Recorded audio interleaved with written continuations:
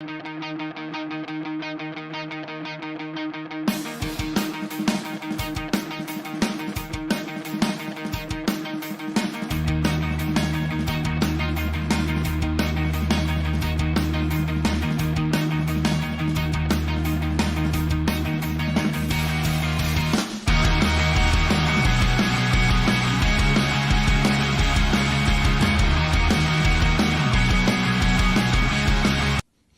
ladies and gentlemen, boys and girls, and people.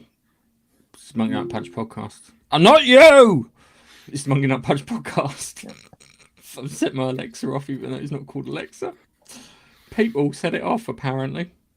Yeah, so welcome to the Monkey Nut Punch podcast. I'm here with a man that can only be described as it's Keith. So hello, Keith. Hello, Keith. Right, that's it. It's enough talking from you. Bad enough. Right, that's it. Shh, for the rest of the episode, okay? This week we'll be talking about stuff. Keith's going to talk about the fact that he watched Doctor Who, to which I'm going to why will be my first thing. I started watching The Night Manager. I forgot Clarkson's Farm was on, so we can't talk about Clarkson's Farm until I finish watching it. I don't want any spoilers. Yeah, and I also watched the last part of Deathly Hallows Part 2. So we've got that to talk about and some news bits. So, yeah, that sounds so enthusiastic. Keith, bring some enthusiasm. Well, the news is interesting. Anyway, it's much better when you're not talking to him. He's in one of those moods today. There was news this week. There was actual news this week. So there was loads of news this week. Yeah, you missed the cool stuff.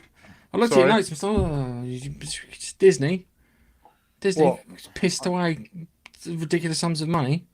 235 million on the Marvels alone. You missed that. Oh, that was news a few weeks ago. They admitted to. They had the earnings call and he had to explain himself, and he didn't. Oh, okay, all right, fair enough. We'll do that next week, maybe. Depends if something interesting. If we haven't got anything interesting, we'll talk about that. So yeah, we have got news. We have got news stories. I'm gonna. Oh, he's derped. Look at him. I haven't derped. That's weird. You've derped, or have I derped? I don't know. Can you hear me? Have I derped?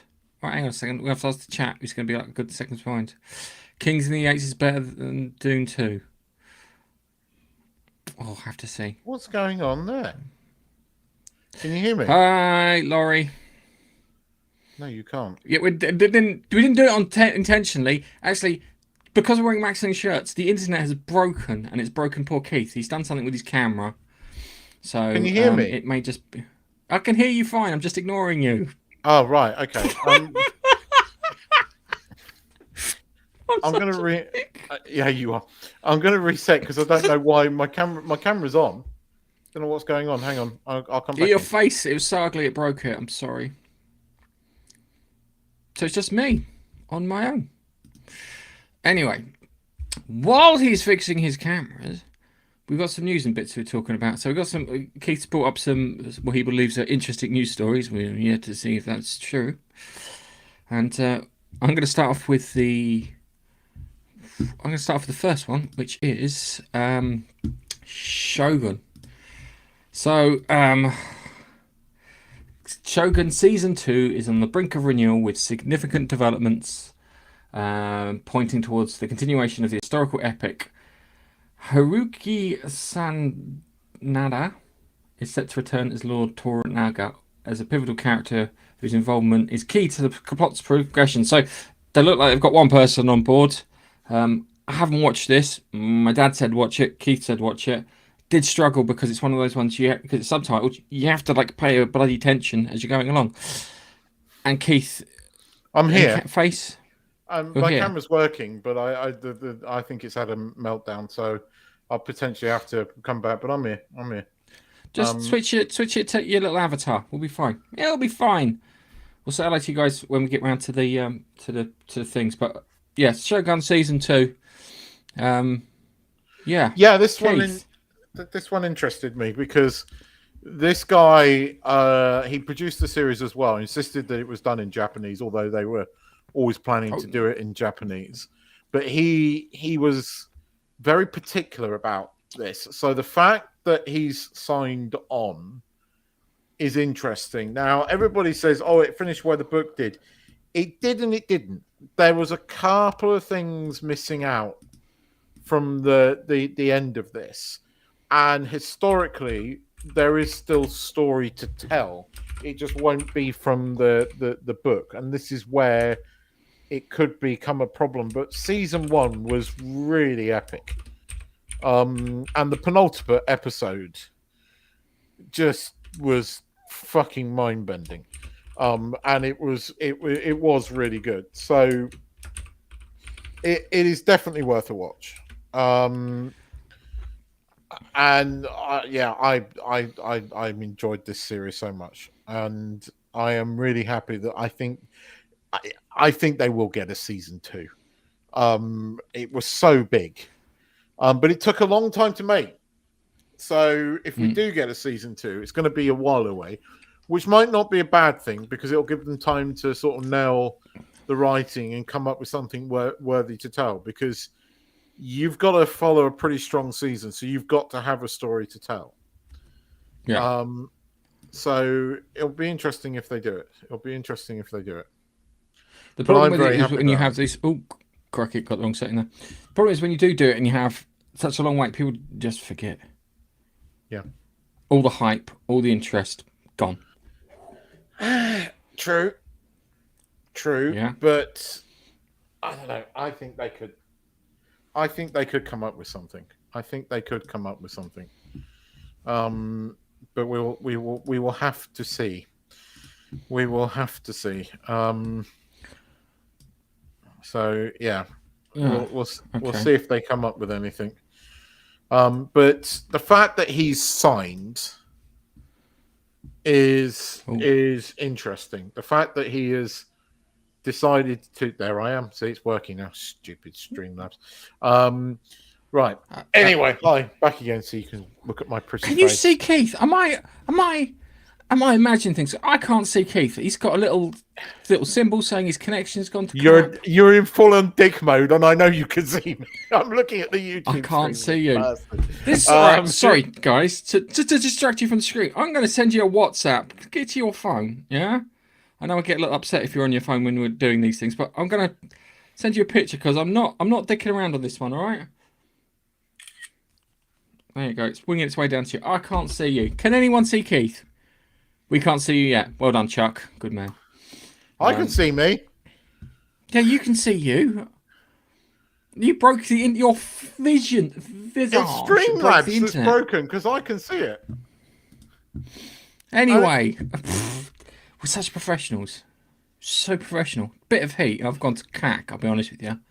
Let's come to our next story. Let's put a little video bit in between, so maybe that will refresh your connection. Who knows? Oh, he's gone again. That one. A word's too much for you? Then you should follow us on Instagram. We put pretty pictures out. So, he's just invisible now. He's just an empty space. Marvel has announced Ralph Ineson. I can't pronounce his name. Recognised for his role in The Witch, Game of Thrones, as the formidable villain Galactus in the upcoming Fantastic Four film. His casting marks a significant addition to the cinematic universe and brings one of its most iconic antagonists under its umbrella.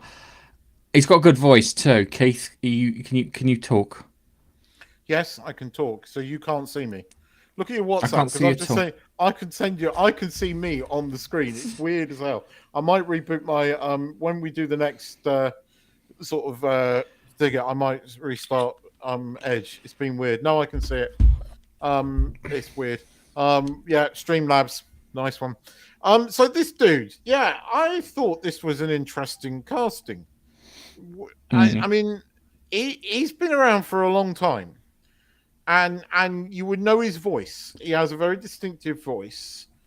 He's been like a background actor in a lot of things. I mean, he should have had quite a large part in the Harry Potter film that we're about to talk about in a bit, and they cut him out.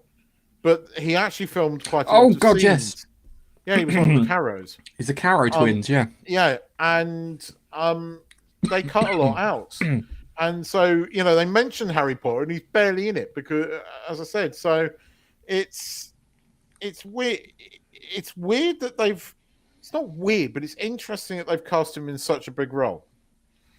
I think he could be quite good in this role, except Marvel is shit now. So, yeah. It's such a shame. He does have. You said he's got a very distinct voice. Fantastic Four films haven't been historically well received, even though they are the first superhero family of the comic book world in the US. And then you just look at the rest of them. You got Vanessa Kirby as Sue Storm, Joseph Quinn as Johnny Storm, Pedro Pascal as Reed Richards. That's the one that really doesn't work for me.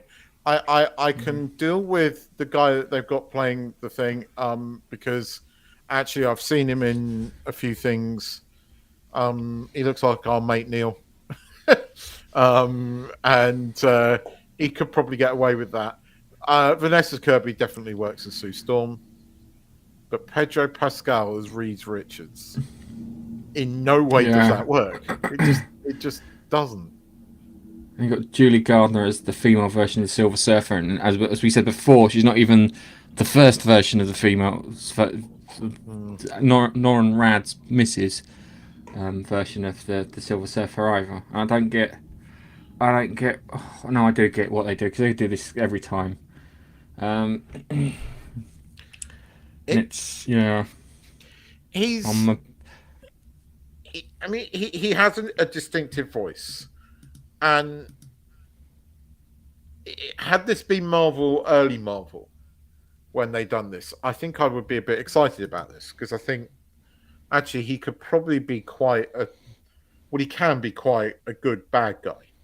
Again, we're going to come back to the discussion about Harry Potter because again, this is one of the sins that this film committed, was cutting him out because I think he can be he's good at the sadistic stuff, and it is a good casting. It is good casting from a film that arguably hasn't got the greatest casting. I'm already really not that interested in this film, although this slightly pushed the needle the other way, only because I'll be interested to see what they do with him. But Marvel, meh. I mean, there was some news today which I didn't include because I couldn't find any confirmation of it. Is that the rumor is that Captain America, they're bringing back what's his face as Captain America, for a Chris Evans. Marvel, for a Marvel Disney Plus series. Go figure. Wow. Exactly. Yeah. I mean, it just.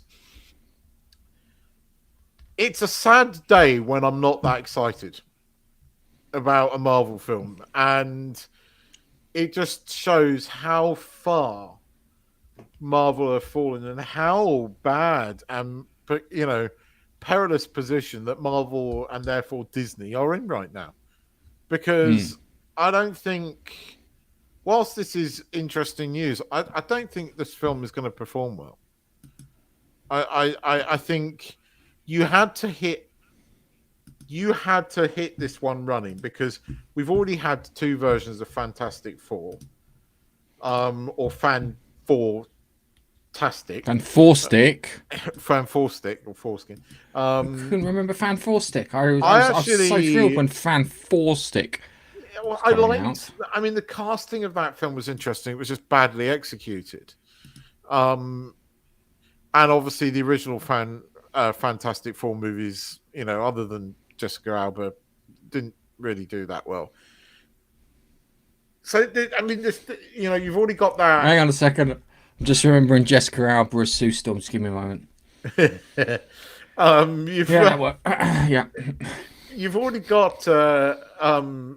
I watched the Sydney Sweeney movie this week. Yep. Oh, really? And see, that's so the movie star's dead. That stopped me. I'm not that interested. The minute they announced Pedro Pascal's Reed Richards, that was it for me. I was like, what? Yeah. I, I'm actually sick of seeing. I don't like Pedro Pascal as an actor. I find him incredibly unengaging. I just if he's in there, it's like, oh god, no, please don't, please spare me. I think I've just So yeah, switched off from him. Yeah, he doesn't do it for me either. He just doesn't. No, but there you go. But look, this was an interesting casting, and we were talking. You said it was going to be Galactus, so you weren't wrong. yeah. Well, you can't. If you've got Fantastic Four, it's got to be. It's either one of two people. It's what do you call it, Galactus or Doctor Doom. I'd like Doctor Doom. I'll be honest with you, but because they could have done if they really wanted to do something and push the boat out, they could have done Doctor Doom versus Black Panther. That would have been a fucking epic movie. That would have been really good. And Doctor Doom could have like a full-fledged Doctor Doom, not like an intro one. This guy's been had out in Latveria for God knows how long. Which, yeah, Latvia, Moldavia, malaria. Anyway, let's get on with our next story, and then we'll get to the comments after. So, that one.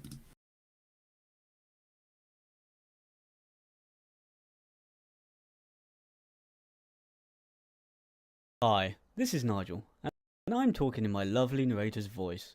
Bask in its loveliness. But don't bask for too long. We need your help. Come to YouTube and watch. Do you know something funny? Keith's an IT professional. I'm just saying.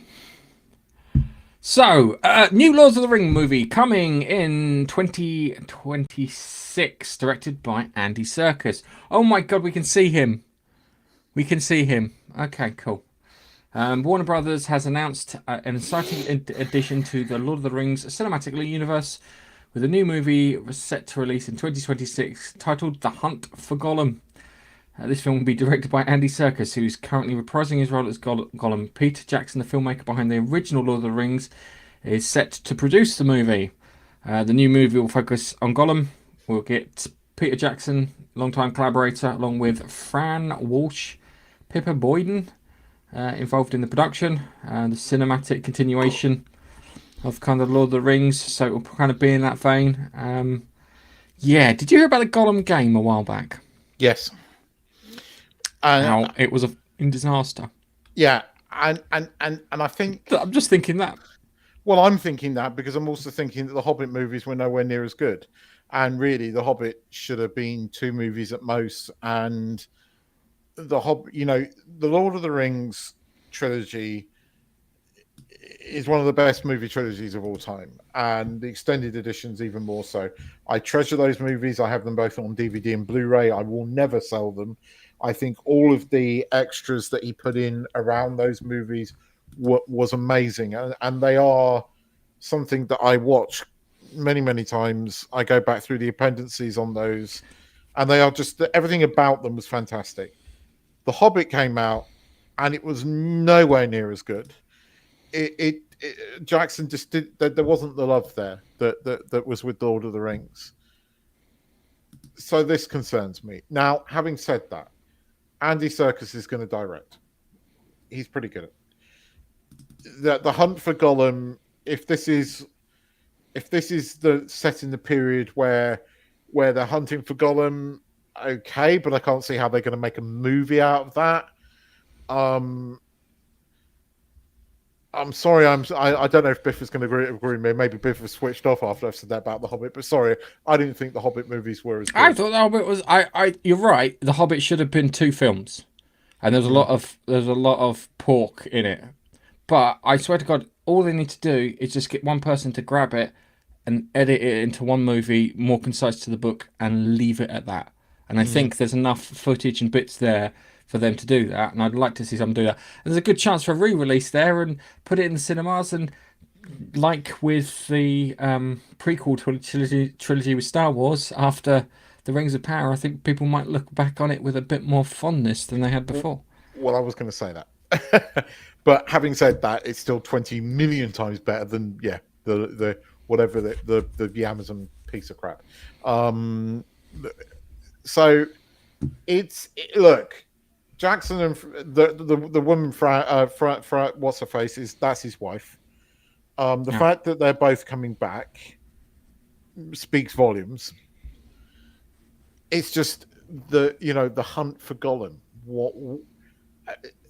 There isn't a lot of information around that, and that's what worries me. Tolkien didn't write a lot about that. Basically, I mean, they did try and search for Gollum. In theory, Gandalf did. So is McLennan coming back as Gandalf? So if he could, he would. So I imagine if he gets the opportunity, he's probably going, Peter, phone call. Where's my phone call, Peter? Please call me now. In theory, Saruman, therefore, at that point, was not turned and therefore involved. And unfortunately, the late Christopher Lee has passed, and I don't think he would have come back for that. Legendary heavy metal artist Christopher Lee, I'll have you know. Yeah, true.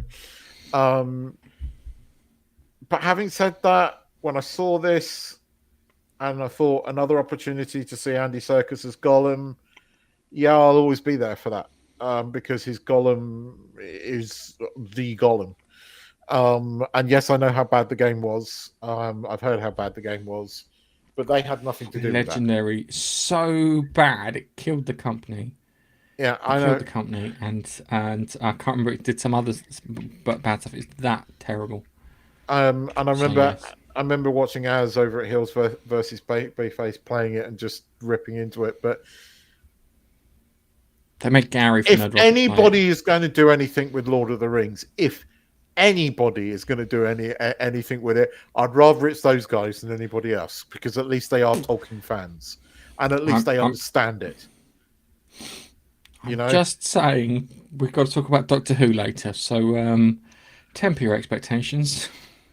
I'm tempering my expectations, but because I don't know what they're going to do with there isn't a lot in the Tolkien universe around that period, because essentially it is in between. Because in the book, it happens after Bilbo fucks off to Thingy, and in that time, which they don't really show in the film, where Frodo is with the ring in Hobbiton for a good few years, while Gandalf is off hunting and finding out, information, and it's Mordor that captures Gollum. So there could be something there. And again, I will say this: if anybody's going to do anything with Lord of the Rings, I'd rather it's Peter Jackson and Andy Serkis and that team than anybody else. So, look, fuck it, I will go and watch it. I'll watch the trailer, and I'll probably go and watch it. I'm tempered because I don't think The Hobbit. It's never going to be what that trilogy was. But bearing in mind everything else we're getting at the moment, probably still going to be better than that. So my problem is it's very slim pickings for a story. Yeah, and I mean really slim pickings for a story. It is. Because it's not like we haven't seen Smeagol's backstory already in Lord of the Rings. Yes. Yeah? But it's not like backstory. We haven't seen... Hang on a second. It's not like we haven't seen Smeagol lose the ring to Bilbo in The Hobbit. Yeah. Yeah? So you've got quite big chunks of Gollum's existence. It's not particularly interesting, although you could make it interesting. There is this 20-year period where Gandalf fucks off to discover what's going on with what has Frodo got in his possession. And 20 years? Yes, in the book, it's 20-year gap. It is. He buggers so hang on off. A second. The film doesn't show that. Fucks off. Yeah. 20 years. I mean, 2 years, I'd say, but not 20. No, it's quite a long time between Bilbo going off to Rivendell and Gandalf leaving. It's a long gap, and then you get that is it safe? Is it thing? There's a long gap, and because he goes off to consult, he goes off to do all of these things, and there is also the awakening at Mordor. So Mordor is awakening because the power of the ring is felt. And at that point, they send out the Nazgul who find out about Gollum and go after Gollum. So there is something there, but it's more implied than there is actual text. But there is a period where you could do something that could be interesting. Could be. But you're going to have McLennan in it, because Gandalf is a vital part of this. Because Gandalf goes looking for him. And does find him. I imagine they've got Ian McKellen there. So I don't think that's a big stretch. He'll turn around and go, yes, as long as I can film with someone rather than on some fucking green screen, which will be his response. Which is a fair response. I don't see much of a story in there. I'll be honest with you. I do not see much of a story in there. I think that battle, if you took the battle at the Silmarillion where What's-His-Mush cuts off the finger of Sauron to get that ring and then doesn't throw it into the thingy and then gets attacked at the end of it, that would be a more interesting story that you could do. I can't remember what that's called now, for love nor money. But yeah. I can see him look, they're going back to their greatest hits. Yeah. So they're going back to their greatest hits. I understand why you don't see it. Having read the book so many bloody times, there is an implied story there. Gandalf goes off looking for him, does find him.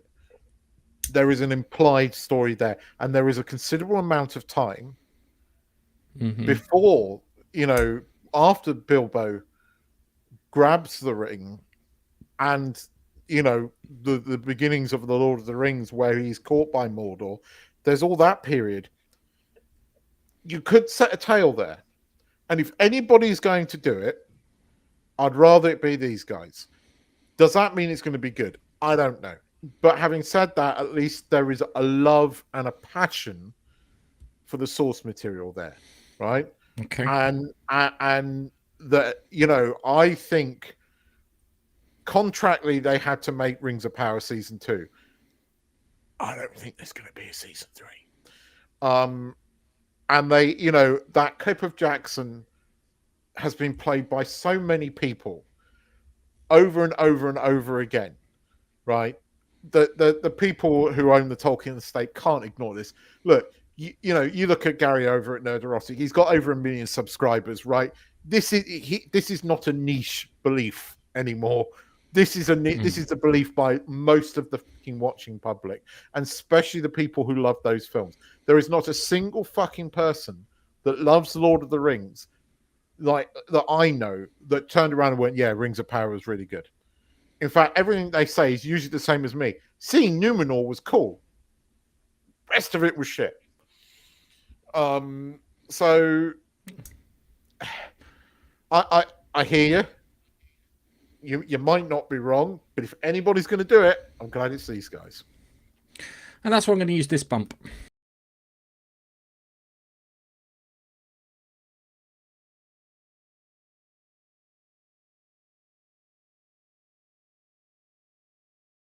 I'm desperate to get some new ones. I really have to. I can't see the James bump. Gunn. I can't see the bump because I just know Keith. No, was that the one that you used? Because yes. You showed me. Yeah, I thought you might. Okay, carry on.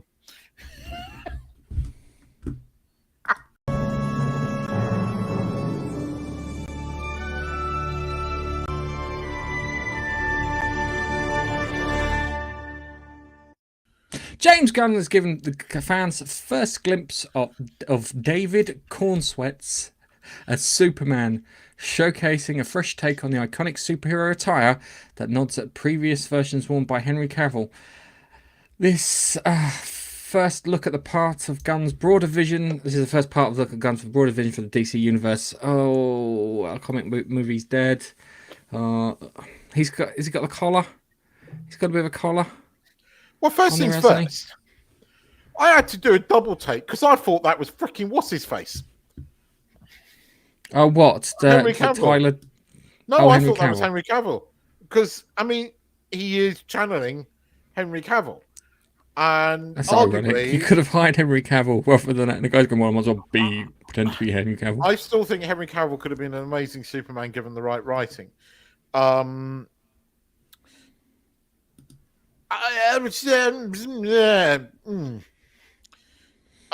looks like he's got the red underpants.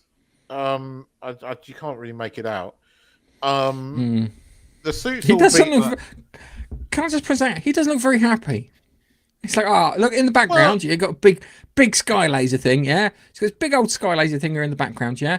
And then you've got him going, I've got to save the fucking world, gang. I'm supposed to take the garbage out and He clean looks the like he's oven. taking it full in the chest. A lot of people have been bitching about it because he's putting on his boots, and I find it an interesting shot to release. But I can't get over how much he looks like Henry Cavill, and then it brings me back to why did you fire Henry Cavill? And I don't know. You know, look, James Gunn made one of my favorite comic book movies of all time. Guardians of the Galaxy is up there as one of my favorites. It's not my favorite, but it's one of my favorites. The first Guardians of the Galaxy. And arguably, other than he has made the only decent Marvel film since no, not Endgame, because that was not a decent Marvel film. Since what's his face Wars. That was the last decent Marvel film. Infinity War. Infinity Wars. And I know that's not what I said at the time, but other things were going on. Infinity Wars, I've very much changed my mind about since watching it. So he is capable of making good movies. I liked the TV series a few years ago on HBO. That was good. I liked his Suicide Squad movie. So he is capable of making good DC content. The question is he can do stuff that has an ensemble cast and is humorous. He's very good at doing that. Everything else outside that is a bit hit or miss with him. Yeah. Brightburn. Did you watch Brightburn? Yes. What do you think? I thought it was an interesting concept, and they've cancelled Brightburn 2 because hang on, Brightburn. That was the evil Superman, yeah? It was Kid. Yeah, evil version of the Superman. Yeah, yes, I have seen it. And they cancelled. Gunn cancelled 2. I thought that was an interesting concept and quite enjoyed it as a different perspective. The thing is, right, his humor works in a certain niche part of the DC thing. It was perfect for Suicide Squad. Perfect, really, for the TV series that they made. But the overriding DC universe, they're more serious characters. You've got Superman is a more serious character. Batman is definitely a more serious character. And I don't know if his quirkiness, which totally works in things like Guardians of the Galaxy and that thing, will work as the overriding DC universe. And look, I'm not sure. I'm not sure. It looks like Superman, right? People criticize the costume. Look, they're going to have to do something different with the costume. I don't think it's too egregious. I think it looks all right. Yeah, it has got a bit of a collar going on, but look, everybody does everything different. No, because if you know anything about Injustice, evil Superman has a collar. That's the only reason I'm saying. I know that they're going for like a Kingdom Come one. That's why it's got the S more like a strikeout than the regular Superman thing. So he's kind of blending bits together. Is it going to work? I don't. There's going to be no middle ground. There's going to be no middle ground with this. It's either going to be good and we're going to love it, or it's going to be shit. There is going to be no middle. We're not going to go, ooh, it's mediocre movie. I've just seen Biff's comment. It's either going to be good or shit. There is no middle ground with this, and I don't know. I think I'm with you. I'm not holding out a lot of hope, and that's kind of a shame because I kind of like James Gunn, but he's not always on the ball. Guardians 2. I thought Guardians 3 was better than Guardians 2. in a lot of ways. David Hasselhoff in Guardians 2. I'm sorry, it wins automatically just because. Well, I know that we had that and Hoff. the whole musical number. But I loved Guardians 3's bad guy. He produced an emotion in me. Yeah, dude, I think they should replace whoever Kang with the High Evolutionary. I think that would work more. They should write well for him. He's a good actor. I can't remember his name. The rumor is that they are doing Kang, and it's going to be Will Smith. Anyway, that's a rumor. It's Kang's missus. Yeah, much more of a. It's Kang's missus, isn't it? It's like Grendel and Grendel's mother and Beowulf. Don't be scared of Grendel. It's Grendel's mother you need to be worried about. It's what they're going to do with Batman. That I'm waiting for that. It's what they're going to do with Batman, because that's the one. You and I are both of similar ilk, that we're not the biggest Superman fans, that we are far more into Batman, and always have been. It was the Batman comics that I collected. As superheroes go, the two big ones are Batman and Spider-Man. Yeah, you tend to be more into Spider-Man in your youth, and you tend to be more into Batman in your later years, if that makes any sense. I think it's probably the best way, because you can see yourself in Peter Parker when you're younger, and then you can see yourself in Bruce Wayne when you're older. It's funny, you and I, we argue about a lot of things, but the one thing that we both agree on is our favourite superheroes, and I'm pretty much with you on it. I agree with you. I love Batman and I love Spider-Man. Those are my two. I've got Batman shit all over the place. I've got Spider-Man shit all over the place. I liked Robert Downey Jr.'s Iron Man, but the comic version of Iron Man not so much. But I liked the Robert Downey Jr.'s Iron Man. I didn't. I remember as a kid, I used to get Spider-Man comics like every week. Yeah. And then they would swap. It'd be like 12 weeks of Spider-Man and then 12 weeks of Iron Man. I remember just being really fucking disappointed every time Iron Man rolled around because I didn't like it. I hate the character Fing Fang Foom was the one that got me. Stupid dragon thing didn't feel like it fitted properly inside the Iron Man universe. It's like kind of Titanium Man, Dynamo, those guys. Yeah, I remember that. I think I've got them under my bed that need tidying up, which I'm going to be doing some towards the end of this week. The one thing I've got to do is make sure I've got those 50th anniversary Spider-Man's, limited edition variant copies, because I've seen how much they're worth now, and they are actually worth quite a few bob. So I've got to go and basically rescue those, because they were kind of B grade. They were in fucking good nick. Now I'm really going down the geeky comic book thing. Comics are graded. Yes, and back and boarding and all that kind of stuff, which I love the fact that I think you still do that. But no, I agree with you. I'll go and watch this, and we'll leave it there. We'll leave it at that. I will go and watch it just to see what it's all about. I'm going to watch The Fall Guy this week, so I'm going to see if that's good, because apparently it's disposable fluff but really entertaining, and there's a bit in there where the female producer, who's the bad guy in it, well done Hollywood for doing that, it's like talks to the other female producer, and she's like, kind of, us girls have got to stick together because the men and they're so toxic, this, that, and the other. And I'm like, I have to see this. Who's the star in the film? The male, what's his name? Oh. Ryan Gosling. Ryan Gosling, right? He did. You see, I'm not a particular. Sorry, America. I don't particularly find SNL that funny. In fact, the only other sketch that I've ever really found very funny on SNL was the Need More Cowbell sketch, which actually they did you ever see? Because they say he looks like the drummer. Did you see they had a drum off last year? I think it was on one of the late night shows, and basically, obviously, he's way better than Will Ferrell. But right at the end, Will Ferrell just pulls out the cowbell, fucking wipes the ground. Brilliant.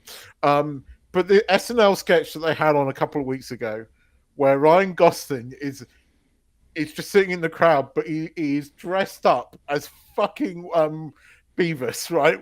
And they've got the other guy who's you can tell it's live, and they could not keep it together, which made it that much more funny. If you haven't seen it, it's fucking hilarious, right? But what I love is that they then decided, because it was such a huge thing, they turned up to the premiere of Fall Guy as these dudes as well. Again, brilliantly done. But Ryan Gosling's next movie, I am looking forward to because it's Project Hail Mary. Now, it's from the writer of The Martian. The book's really fucking good. If Audible, listen. If you haven't heard it yet, get Project Hail Mary. You'll like it. I'm looking forward to that film because I think Gosling's pretty well cast for this, and if they do it right, that's going to be a good movie. I'm looking forward to that. All right. Comments. All right, let's get on with comments. So I have to put music on. Doesn't work without music. I love the music. Let's go. Oh, I wrote the thing. So let's start off with Biffa because he was first in. Well done, Biffa. Star. Kings of the Eights is better than Dune 2. I have to see this. I think it comes out. I think it came out this Friday actually here. So I'll go and see it next week after I've seen Fall Guy. I've heard that the CGI is amazing, but I've also heard that it's not as good as the original trilogy. And I think Dune 2 will take some beating. Made by Disney, really shortly, no funny biz. Yeah, I've heard it's good, but some people said it's. I've heard mixed reviews. Yeah, well, what do you call it with Kingdom of the Air? I don't know. I'll have to watch it. I've watched the others. But I'm going to watch it, so doesn't bother. No skin off my nose. We didn't plan. We didn't plan it at all. I swear. It's just the last green t-shirt in the suitcase. That's why I grabbed it. This is the only t-shirt that's got a proper neck because I tend to destroy the necks because of my giant melon head. Shut up. Hi, Steve. Hi, Papstar. And then, oh crikey! Oh look, the comments repeat themselves, which is really annoying. And it's Mother's Day. It's Mother's Day in the States today. We have Mother in Sunday, which was a while back. Yeah. So yes. And it's, okay, kids, hit the like button. Thank you. Sony fail. There are quite a few Sony fails recently. Sony's Marvel films. I know he's talking about your camera. Their response to the Helldivers community. That's another big Sony fail. Yes. Yeah. Oh my god. Yeah. Do you know what I really like is the if you Helldivers is quite a pleasant online game to play in comparison because it's co-op. Yeah. Apart from, I have an explosive rifle, yeah? So when the bullet leaves the gun, the explosive arms, if it hits anything, it detonates. Now, I've had a few Helldivers jump across me while I'm firing, and I've managed to get 2 headshots in a row with explosive rounds, killing them instantly. Oh, crikey. An A6700. It's a nice camera. It's a nice camera. How much? Probably about $1,700, I would have thought. Oh, okay. It's not cheap. It's a damn good camera. Yeah. It's a good all-rounder. This is where everyone's taking the piss out of your camera not working. I know, but it wasn't. It was Streamlabs. We can't see it. It's just a camera. It's just a camera. Streamlabs. You didn't judge the battery. You didn't judge the battery. Look, hang on. Right, go down to that next one from Chuck. Not the next one. Oh, sorry. Oh. I'm going to make a joke about Klingons not being able to cloak a planet. Just saying.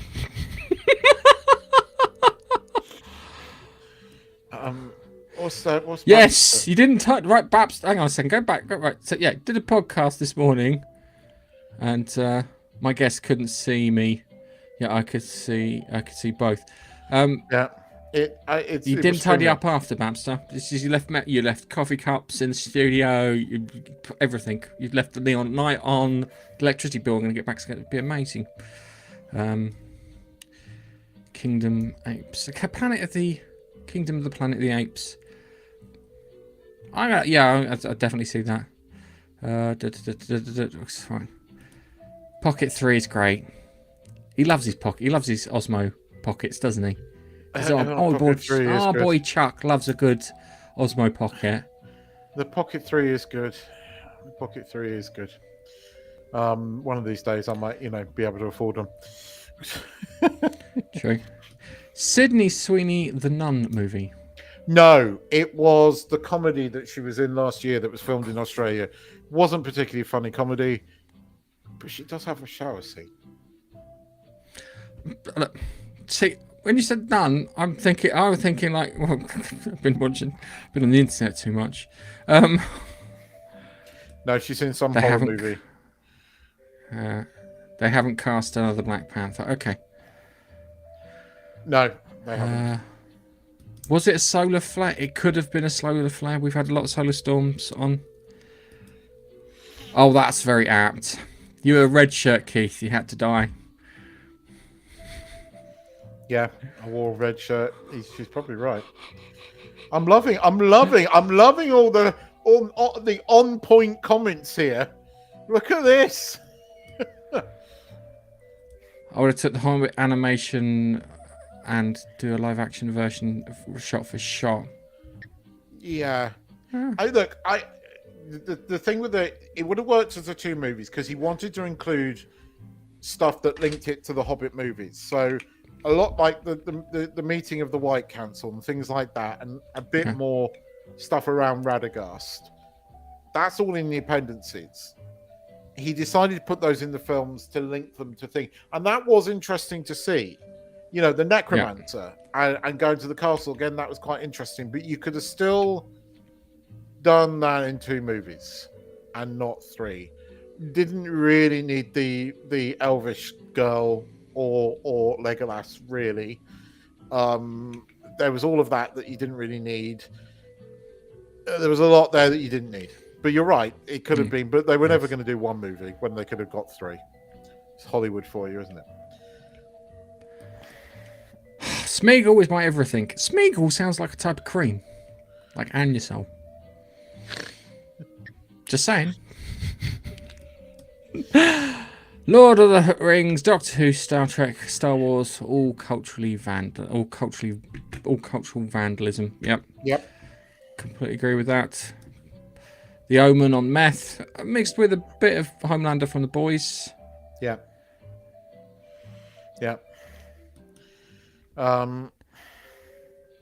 Steakhouse, that's nice. Actually saying that the steakhouse near me is terrible. Don't go there. But I can't tell you where I live, so. Yeah. Well, it used to be good where you live, but it's not anymore. We went there. It was one of the most disappointing meals that I've had, and it was more expensive than I was planning. And it was like there's nothing worse than eating a disappointing meal and getting a really big bill at the end of it. Pocket 3 is Chuck approved. Shower scene. Just Sydney Sweeney comedy last year. Just put Sydney Sweeney Australian comedy. I have to put Sydney Sweeney one to replace Rebecca Ferguson now. I know. Yes, it does work. We're celebrating Sydney Sweeney here. We are. And on that note, for many reasons. Yeah, what are we going to talk about now, dear boy? You're going to tell me about Doctor Who because it sounds like a shower of shit. Yeah, they weren't just talking babies, Gareth. You're missing a vital ingredient. Oh, fucking hell. They were talking space babies. All right. So before you start, there was. Have you seen? Do you know that? Are you familiar with the YouTube channel Doctor Who Culture? Yes. The poor person. There's some new girl on it because there was some guy before when he was doing the Chibnall stuff. Because I always watch it because it was like I need a different opinion just to make sure. And you could see that she was struggling like crazy to say positive things. The Radio Times gave it 3 out of 5 stars. That's the BBC's own magazine. And everybody's going, oh, yeah, it will be all right. I say, no, that's code for its shit. If the Radio Times is giving it 3 stars, that's because it's not allowed to give it any lower than that. But it would have done because it was. So premise is, they spend the first 10 minutes, like first few minutes showing us what happened before. Then the Doctor explains that he's in a time machine, so they go back to the dinosaurs. And you've seen that clip leaked so many fucking different ways. You know what happens there. Then they shoot forward like into a gazillion years in the future and end up on a space station. Wonder where I've seen that before. Oh yeah, Russell, you've done it before. And we end up 60th. And we end up on a space station run by talking babies with a monster, and it turns out the monster's made from snot. They call it the Boogeyman, and it's literally made of bogies. That's the entire premise. They've already done that. And because this is new modern Doctor Who, right? Yeah, I know they have. And because this is new modern Doctor Who, the Bogeyman is saved because he's also one of the space babies. So we have to save him. And at the end, the fact that he's been running around terrorizing everybody, at the end, he turns into a bogey dog. And we get all this positive affirmation. We get this whole speech from the Doctor going, oh, you're perfect just the way you are. You're so perfect. It's this whole fucking, you can't have a kid's sports day anymore because everyone's a winner bullshit, right? Fuck off with that shit because that is actually dangerous. Stop teaching kids that they can win at everything. Stop it.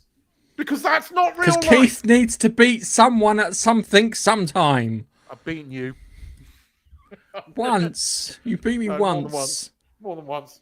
Still beat you at the original Homeworld. Okay, you kicked my ass at the second one, but I beat you at the original. Cataclysm but no, I mean, you know what I mean. You've got all these fucking self-entitled little wankers now, and they haven't got a clue because everyone's a winner. And it's always, oh, you're perfect. No, you're fucking not perfect. And it's all over it, right? So really, and it's a silly episode. It's just stupid. All right, so you told me that, and my brain went straight to the episode Sleep No More. I had to look it up because my brain couldn't quite remember it, yeah? Which was from 2015, which was a Mark Gatiss episode, which featured these things that...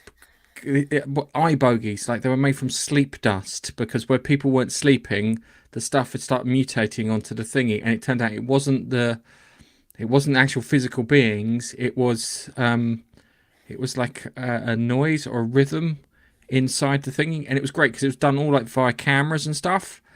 And it got to the end, and you realise you're watching a transmission because it's going. You've been noting, and you had, oh, what's his mush in it? Mark? No, I've actually talked to him on Twitter. He's quite a nice fella. He's in League of Gentlemen. If there wasn't Russell, oh, hang on, not Mark Gatiss, Not Mark Sheringham, Gatiss. Reese Shearsmith. Yes, that's it. Sorry, I know who you mean.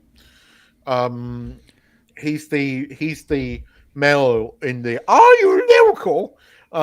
He's the yes. husband. Yes. One of the two that is behind what's his face, number 9.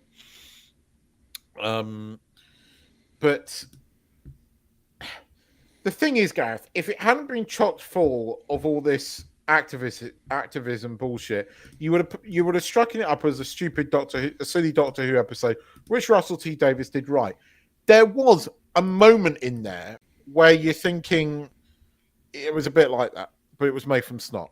Basically, premise is space station abandoned, babies left there because it was a generational thing, sent to colonize the planet. People fucked off due to money. Yeah, due to the fact evil corporation, really of the now bullshit, right?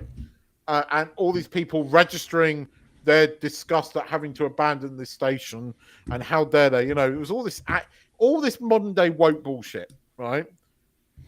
all interlaced in there with Ncuti Gatwa amping up his Nigerian accent when the Doctor is English. And it's not, look, I can cope with him being camp. I can cope with him.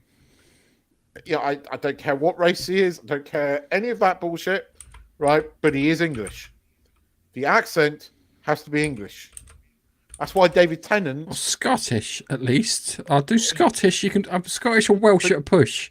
Tennant changed to English, even though he, by nature he's Scottish. Tennant changed to English. But anyway, there is a madness about him that kind of works.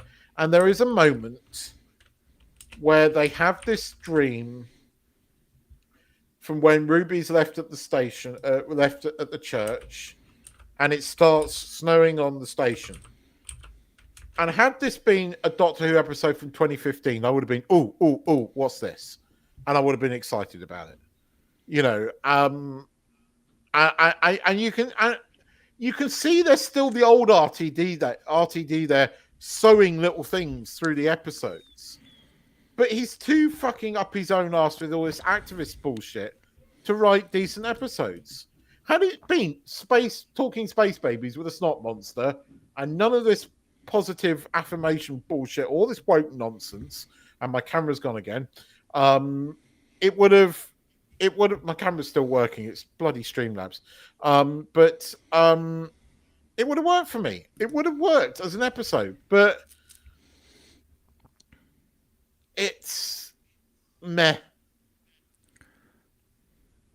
It sounds like wank.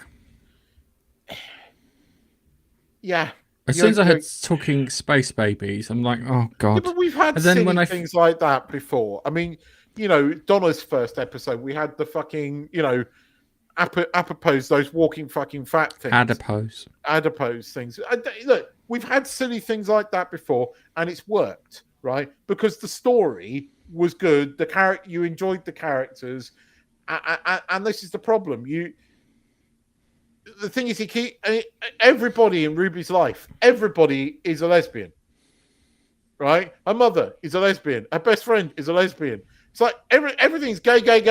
It's not just surprise whammon; it's surprise gay whammon. And again, it's not realistic. As I said last week, I know a lot of. I, funny enough, know quite a lot of lesbians. Not all of their friends are lesbians. In fact, quite a lot of their friends are male. Yeah, it's. I forgot it was on. I really did. And then when I heard it, I was like, oh, I have no intention of watching this. They put 2 episodes out. And then when I watched the first episode, I went, yep, I know why they put 2 episodes out. So then we get the second episode, right?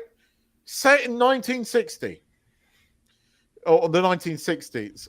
And this is the Abbey Road one with the Beatles, right?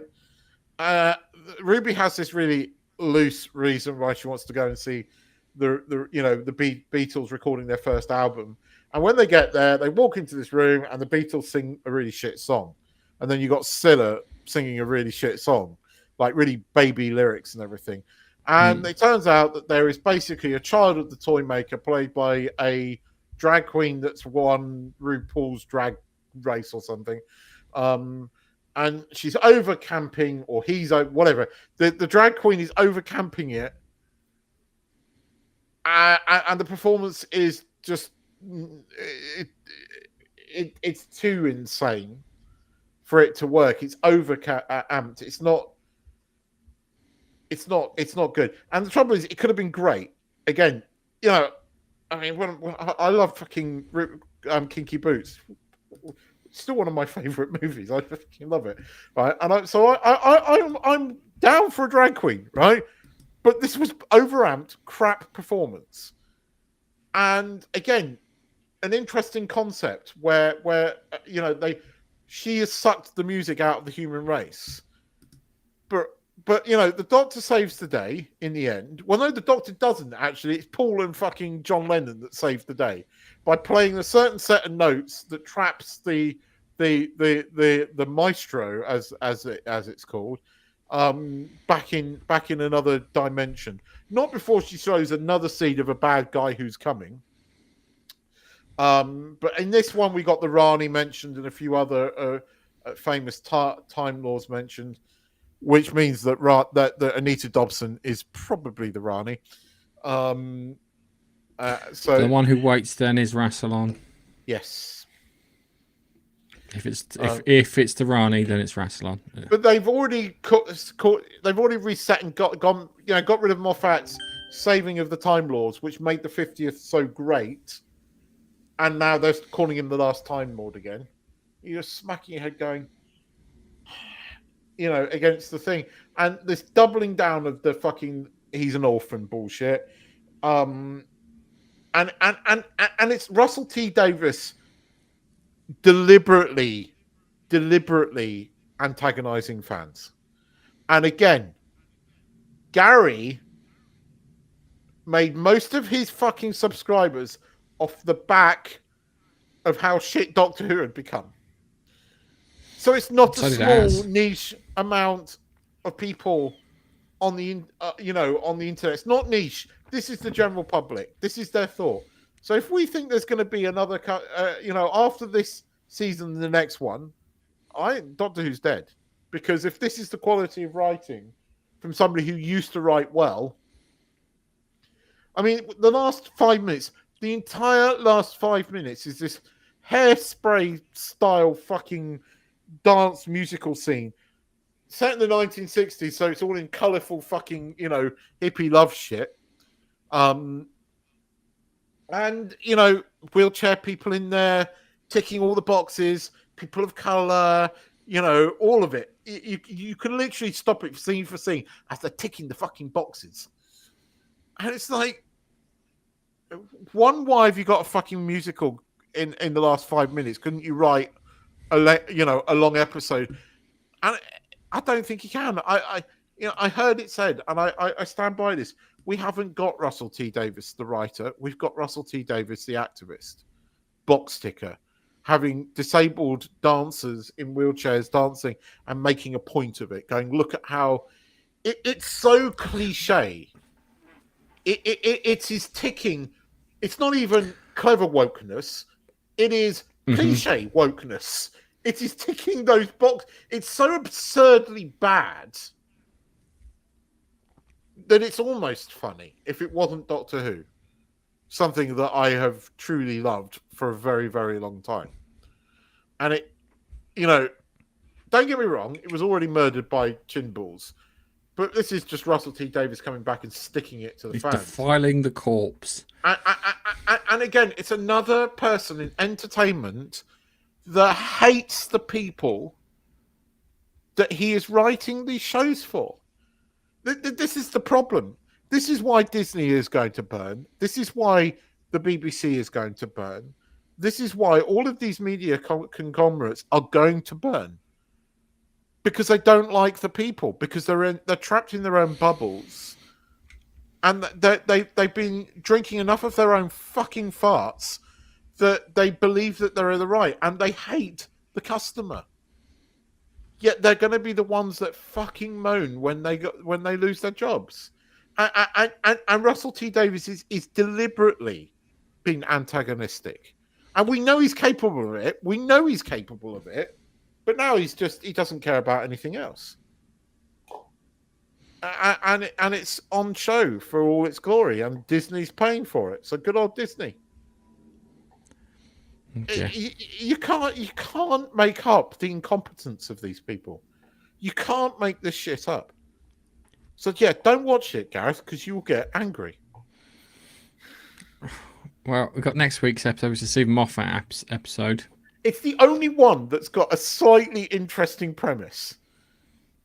And it's the only one that potentially won't has feature some a promise. musical number or camp shit.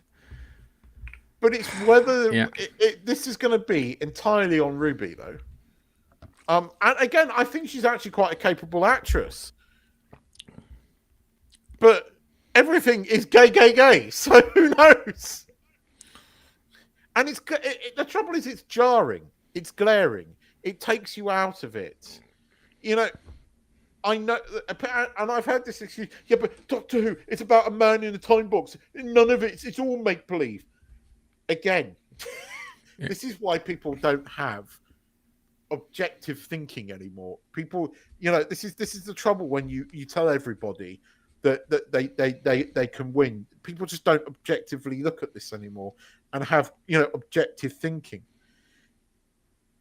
The characters are still grounded in realism.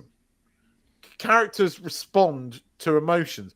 Characters are essentially human, and although the Doctor was alien, there was a human part of him, and all of that's out the window. So, it's like race changing Isaac Newton. It was deliberately done.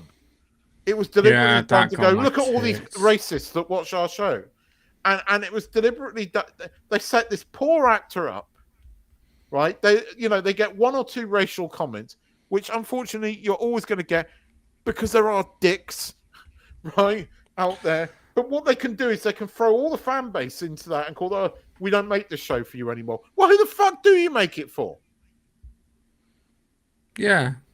It's weird because you think you'd make it for. You also talk about inclusivity, and it's like everyone but you, who watched it beforehand and kind of made the show popular and important and this, that, and the other. And we don't need you anymore because we've got these better people over here who don't give a fuck about what we're doing, who are not going to watch what we're doing. But for some reason, we're tuned in on them because we think we can get a better deal there. We think it's this way, and it's not. And it's bullshit. This mythical modern audience that they talk about doesn't fucking exist. That's it. Just audience. So, should we talk about Harry Potter? Because there's other things we should be talking about, but I didn't watch Clarkson's Farms. I'm just going to restart my browser once more because this sucks. Hang on. They just this one.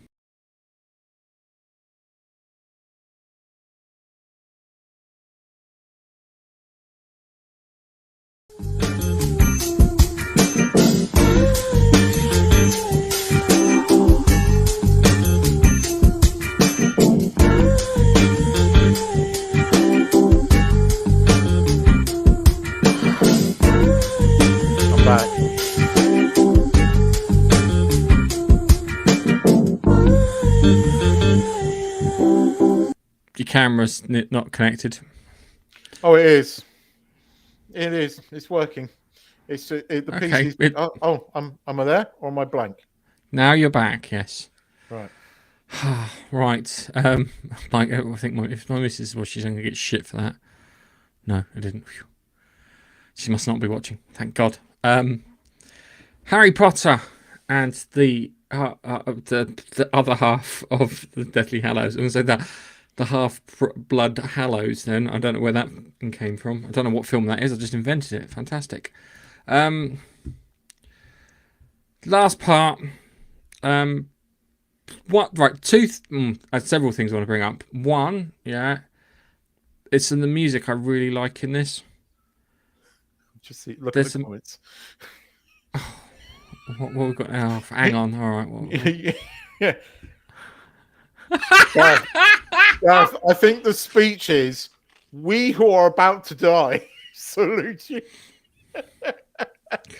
Or you, this is a doghouse, and you're in it.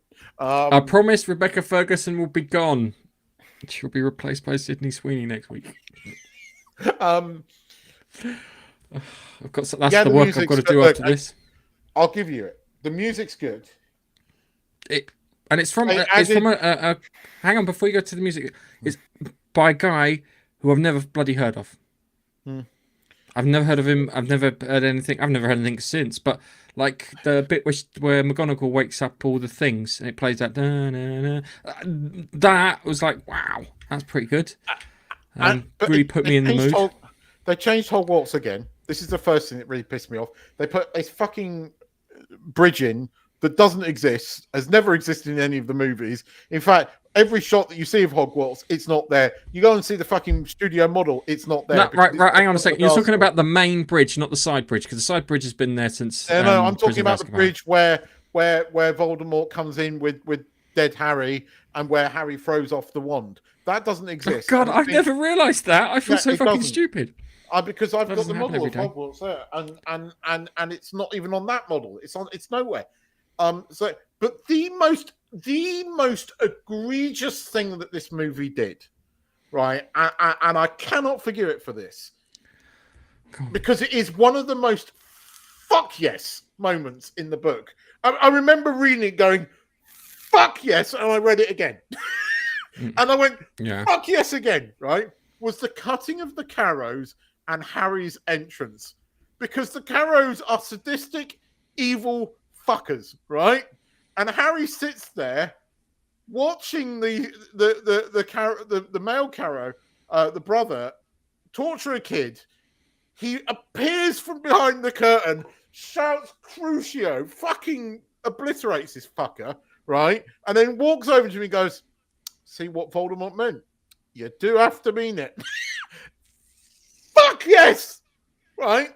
I can't remember that. It's in the text. No, because hang on a second. Because he's scared. Because the male Carrow gets caught. Hold on a second. The male Carrow gets caught in. Hang on, I'm trying to recall you giant tub of man lard. Right, I'm trying to remember, because he goes to the Ravenclaw common room. It's when he sneaks into the school right at the beginning, and the brother Carrow is torturing a kid. McGonagall steps in. He then turns around and starts on McGonagall, at which point Harry appears, scares the living shit out of McGonagall, and fucking flies this guy across the room. Sorry? Because he can't get through. No, it's in the Ravenclaw common room, because he can't get through. There's no other kids there. It's just McGonagall. This is before his appearance in the school. They know he's there, but this is before his appearance with Snape in the book. It's a right fuck yes moment. It's before McGonagall knows it. It's the first time McGonagall realizes he's there, and it's a real fuck yes moment. Because he then I'm gonna go back and check that, because I swear the first time he shows himself to McGonagall is in the Ravenclaw common room. They're looking for something. I remember, because they don't have a password at the Ravenclaw common room to get through. They have to answer a question. Yeah? And he's too thick to answer said question, if I remember correctly. I think it's the Gryffindor common room, because McGonagall's in the Gryffindor common room. No, it's not. It's the Ravenclaw one. We'll have to because the guys tell this afterwards, but it's before. It's before. I need a fucking book. It's before he appears in the Great Hall. Just ask your wife. She's the aficionado on this. It's before he appears in the Great Hall in front of Snape, and I love it. And they cut it out. Because they cut the Carrows out, and it's a brilliant moment. The Gringotts bit's quite good. I'd forgotten actually. It's the Ravenclaw common room. I'll go and read the book. But it is the Ravenclaw. Whatever place it is, it's a fuck yes moment. Okay. Right? Because he uses Crucio and he means it. And he saves McGonagall, and it's awesome. And it's not in the film because they cut the Carrows out, which was really stupid. And they also cut Dumbledore's sister out for the most part. So that whole, again, unless you've read the books, you really don't really know who Aberforth is, really, right? And you definitely don't know who the sister is, other than that throwaway moment at the beginning in the first film at the wedding. And because they cut out over Rita Skeeter's comments and the book, because they cut all of that out of the film, really, that Aberforth scene makes no damn sense. We said this before. Aberforth is a goat botherer. Yes, but the film heavily relies on the fact that you've read the book. And I don't think it does. Because I watched it and I was fine with it. No, I watched it and I was fine with it. Did you know all the background? Did you know about the mum? Did you know about... Because it's not... So it doesn't make sense who that girl is in that painting and why it means so much. They said he says... Fucking Granger says it's Wassamish sister. Yes. Aberforth's sister. That's it. That's all we needed to know. That's enough. No, it isn't. Right. Before you carry on, I'd just like to point out there is a scene where one of the characters racks up the highest body count in the entire Harry Potter franchise, and it's fucking Neville Longbottom. With the you and whose army, and then the protection spell's gone, and he's like, oh, I better start fucking running, and he runs on the bridge and then sets the explosives off and kills about 100 Death Eaters in one hit, making him thingy. Right, so so just talking about the film, the two scenes they cut from the film which I didn't appreciate. One of them was in the first part was the Dudley saying you're not a waste of space, and then the other one was in this one where Draco throws him his wand. Yes. Yeah, when he wakes up and he's not dead, and Draco throws him his wand so he can do battle. And it kind of, logically, with the whole wand logic, it makes sense that if it's Draco's wand and Draco's the master of the Elder Wand, then clearly if he's given it to Harry, then the wand would then have to show allegiance to Draco, who's given his allegiance to Harry, which is weird fucking logic. The other thing too is in the book, they put the sorting hat on Neville Longbottom and set him on fire, which they don't do in the film, which I'm quite grateful for, because that is the meanest bloody thing I think that happens in that towards the end. I do not like the fight between Potter and Voldemort in the book. I think it's crap. I think it's grade A unclimactic crap, and I prefer what they did in the film, because in the thingy they just go into the Great Hall and they literally wander around in circles having exposition. Literally round and round in circles, just explaining that everyone's now protected because you tried killing me, blah blah blah. That works differently for me because Harry's the only one that will talk to him like that, and that works differently for me. I quite like the way that ends, but I can understand why you don't. I don't like the way the film does it, where the spell backfires and he just wastes away. I don't like how the film does it. I think the film's more anticlimactic than the book. No, better than thingy. And you're talking about the way he talks to him. Hang on a second. You're talking about the way he talks to him. It's summed up really simple and really sweetly, where he grabs him and he throws him off. He throws him and himself off the ledge. Goes, "Come on, Tom, let's go together," like that.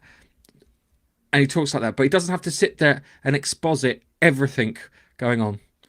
And that's the problem. I think that's the problem with the end of that book.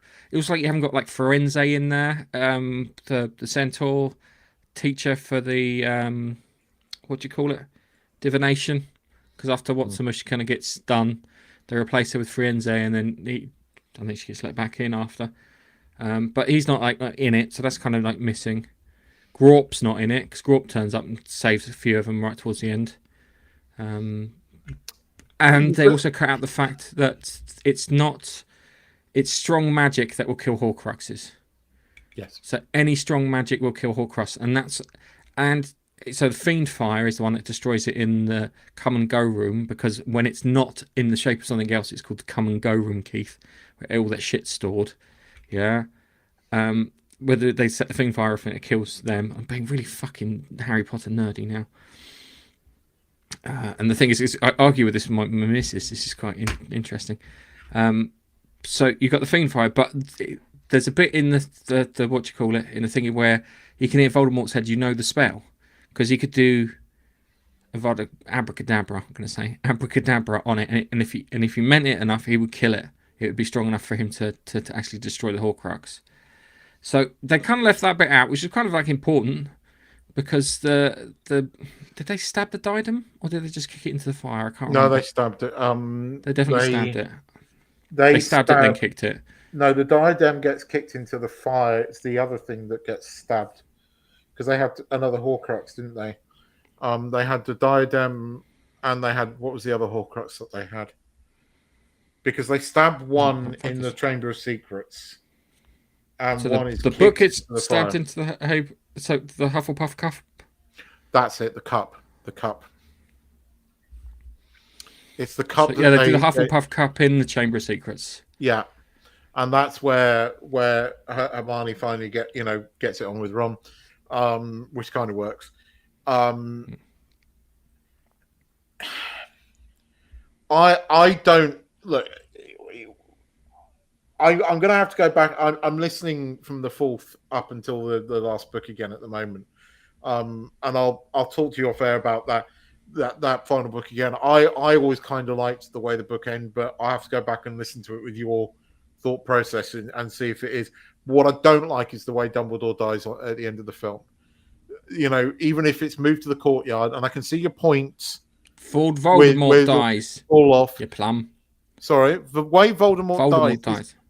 The way he Dumbledore. Died, sorry, Voldemort died. Yeah, but I'm coming back to that because there's another thing that I've got to make one slight conciliation. But when the way Voldemort dies at the end, where he just sort of, is turned into dust.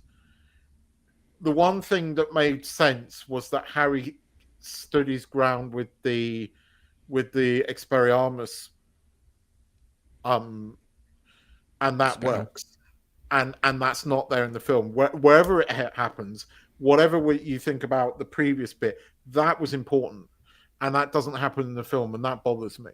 And I think that he does do Expelliarmus in the film. No, he doesn't. The difference is it goes. Oh, yes, he does. Not at the end. That's not. It's just music and them two going like that, and the Force pushes he yells out Avada, he yells Expelliarmus, and then the ones meet, and then it just happens. And it takes a while, admittedly, longer than it should do, but he does. He does do Expelliarmus. I don't remember that. I don't remember it. It's them flying around and then just going like that with their wands and not saying any words. No, your brain.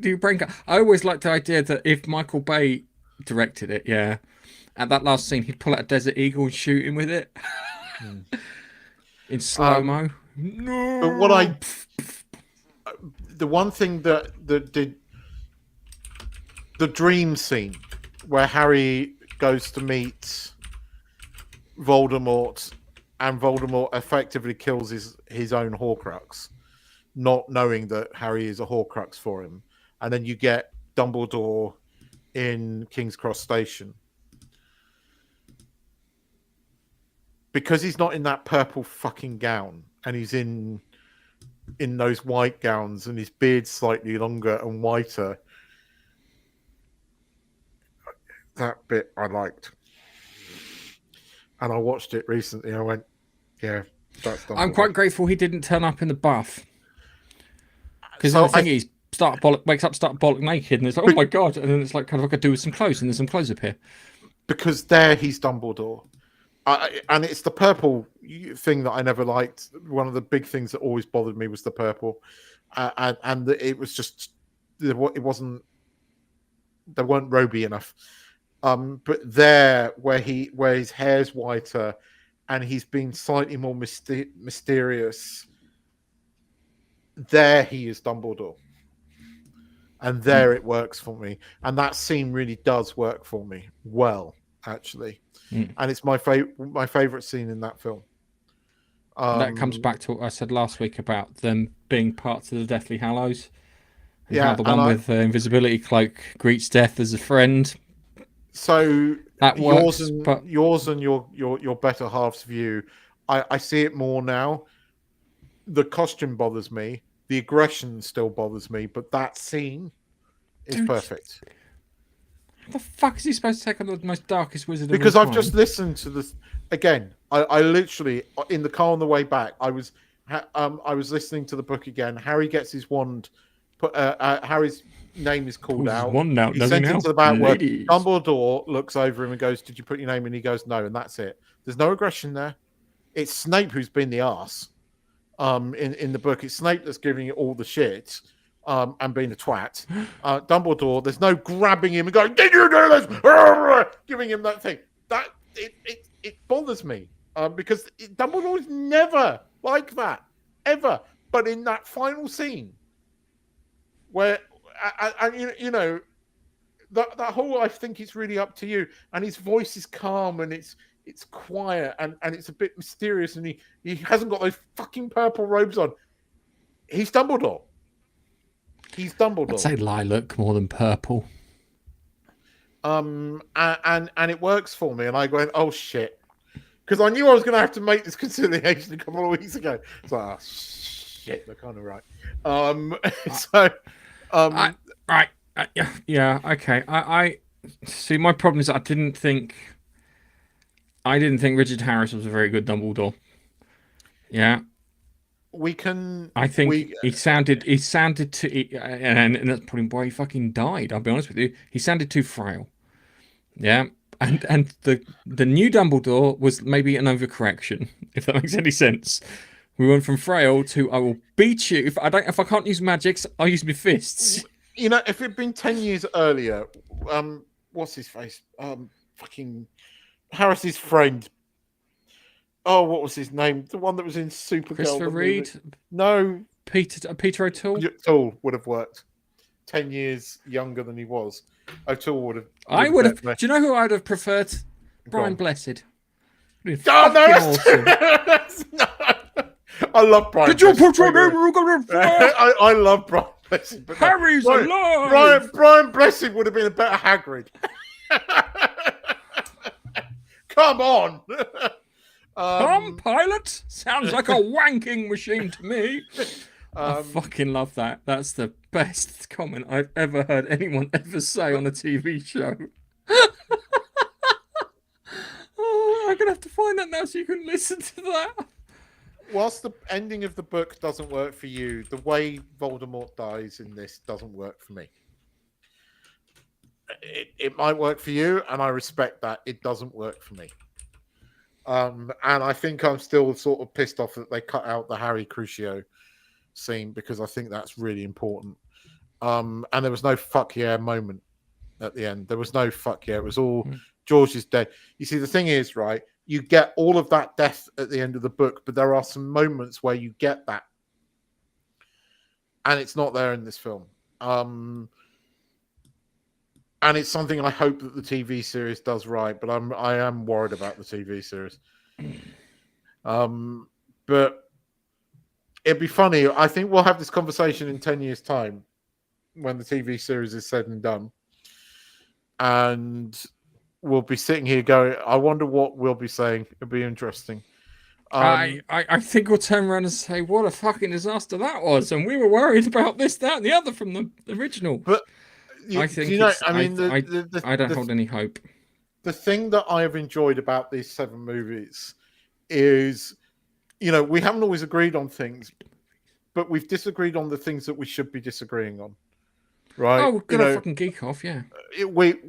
The thing is, you, myself, your better half, we love these series, and we might not always agree on the finer points. But the thing that we all agree on is we love these books and the movies. And I'm sitting there and I'm listening to the 4th book again, and I love it. And I love Stephen Fry's narration of it. And I'm listening to the 4th one again because having watched that movie, there were a few things that I'd forgotten. I thought, right, I'm going to go back and listen to the book again. And I'll probably end up listening to the 5th and 6th and 7th again because I do this a lot and I go back to these books so many times and I still love them. They are magical books, and I get why we all love them, and it's been great watching these films. This is one. I don't like the way this film ends. I don't like how they didn't digitally age the characters, and they made Ron fat. That really bothers me. That really washed out. He does, though. He does. They did do, and it just didn't look right. It didn't look right. And you know, and then it reminds me of the terrible freaking stage play. I wish I'd seen it on stage because maybe I have a different opinion. But the fucking script reads like a. The script is awful, fiction. But the stage play sells it better apparently, and Hermione's crap in it. That was my wife's review. Oh, it's really good because the lady, the sweet trolley lady, apparently is terrifying. I have no idea because I couldn't. It was crap, and I was like, avoid. It would probably just upset me and anger the blood. But yeah, the bedtills are quite scary in the stage play too. I think I would But, love to have seen both parts of it done, but again, I'm a bit like you. But look, I'm looking forward. No, this is the wrong word. I'm tentatively interested to see what they do with the TV series, but it's going to be very much on its casting. And this whole Black Hermione thing, it's not the right to do it now. It's been done too many times. They should go with what they should go with what the text describes her as, and set but have the surrounding characters in there more. Do you know have what? those, because you can Do you know do what? that in TV series. I think what we should do is we should hand it over to Michael Bay. Get Michael Bay to make Harry Potter. Come on, that would be so interesting. Then Hermione will have double D tits, and Oh, Hermione would be played by Sydney Sweeney. Exactly. In a bikini. All the way through. Wrong, dude. Wrong. No, it's Sydney Sweeney. Yeah, I know everything is right about her, but not in Harry Potter. I mean, the TV series, what is it? 2026 now that it's coming, or is it 2025? I have no idea. I have no idea. But I'll be interested to see what they do. I'm hoping that we're going to start getting some castings announced soon. To see, what they do with it. But I've enjoyed this. It hasn't been a labor. It's actually been quite good. I like going back and watching over the things that were, I don't think I've made any secret. I wasn't particularly a fan of the latter end of the movies, but there are moments in these movies that are great. And, the fact that it's remembering those again and seeing those bits again, that they are good. Snape's death was done well. In the movie, that was one thing that was done and handled quite well. Dobby's death is tragic but done well. The Gringotts bit is done reasonably well. But the Battle of Hogwarts, moments in it are good, other moments are not. I think I prefer Rebecca Ferguson, but they both have their assets. McGonagall. I do love the bit. The thing that I liked is the one thing is I liked the fact that they kept Molly Weasley, leave my daughter alone, you bitch, and then she completely fucking trashes thingy. That's a fuck yeah moment, and I'm glad they kept that in there. That's probably one of my favourite moments, because if you read in the story, Molly Weasley I would describe as a very unsung hero. She does a hell of a lot for everyone. Looks after everyone, makes sure the kids are all right, makes sure everyone's all right with this, that, and the other. But when it comes down, I love it because it gets to the old Mama Bear sort of thing.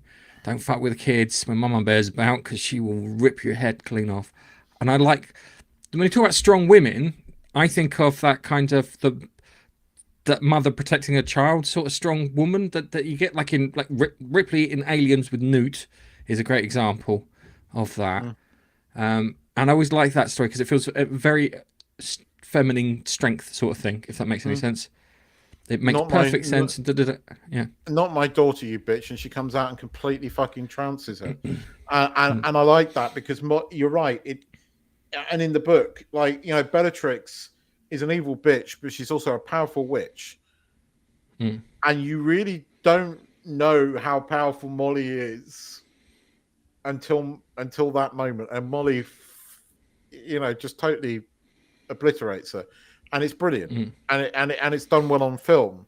And the other thing that I like is it's not in the book, it's an ad-lib scene, but I loved it, was McGonagall's bit where she gets the statues of the knight statues to protect the school, and she turns to Mon and she goes, "Oh, I always wanted to try that spot." I love that moment. I love that little moment. And that was done. I liked that. Just a quick thing. When Harry turns up to confront Snape, which isn't in the book because it happens in the corridor outside the Ravenclaw common room with the teachers, so that Flitwit's involved along with Is it Slughorn and someone else? And, Yeah, I know, I and remember. Sprout. But when they have the confrontation in the hall, if you watch while McGonagall's throwing like spells at what's his mush Snape, you see him flick both spells at the Carrows, knocking both of them out. And it's not him doing. He's doing it on purpose. And then the other thing too is, I know you complain, and you're right to, when you were complaining about how when they what's the word they use when they disappear from one place to another? Apparition. Apparate. When they apparate, when the good guys were apparating in white and the bad guys were apparating in black. Yeah, in the book, you're right. They just disappear and then appear somewhere else. But Snape and Voldemort are the only ones who can like fly. Because they make a comment, it's like kind of maybe he's picked up a new talent from his mentor or something along those lines, because he disappears off like a bat. Because I think Snape originally was supposed to be a vampire. He was supposed to be a vampire, and that's why they had him and Lupin not be kind of at each other. One vampire, one thingy. But it kind of, I'm glad they didn't make Snape a vampire and just a dude. Much more interesting. The one thing I'm glad that they did keep in the film, because it's so poignant, is that the scene at the end where he does kneel down to his son and he uses his son's full name, and the fact that Harry's named his son after Snape. That's something that always gets me. It always does get me at the end of the book. It always, despite all of that, and you're right in the film, he does do that, and it was deliberate. But you find out, because again in the book, there's a lot more of him trying to protect the kids and doing he does. Right thing. And yeah, he always, it's like, what do you call it in a Prisoner of Azkaban? He's the only teacher who goes off after the kids and then try and stop them, and then he stands in front of them saying, "No, you're not going at the kids." But he kind of gets done in by, is it Ron? I can't remember if it's Ron or Harry in the books. I think it's Harry in the film. It might be Ron in the books. That who? In Prisoner of Azkaban, who knocked him out.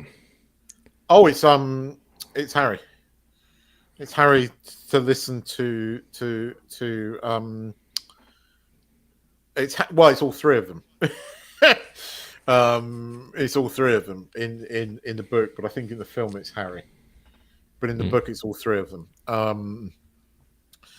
But look, as I said, it's been a wonderful thing to go back over these and have a proper geeky discussion about something that hasn't yet been vandalized.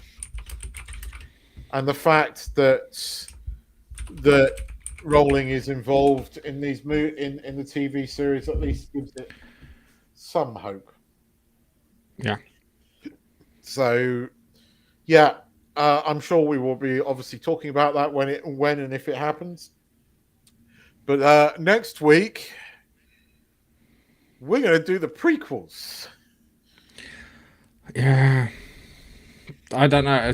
Given the fact that I haven't watched them for ages, because I didn't like that whole thing prequels. About, we thought we were going to really, really hate Star Trek V, and we didn't. I know that's the time. Time is a great filter. Yeah, it really is. Let's do the prequels. Let's do it. Let's. So, Phantom Menace. I'll tell you one thing already. Has the second best lightsaber fight in the entire series. Yeah, I'll give you that. Problem is, you'll disagree with me on the first. Which one do you think?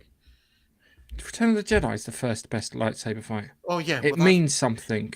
Yeah, it has the music. I don't everything. Disagree with you. I don't Tension. disagree. I don't disagree with you on that. But anyway, right. Let's put a bow on it, Gareth.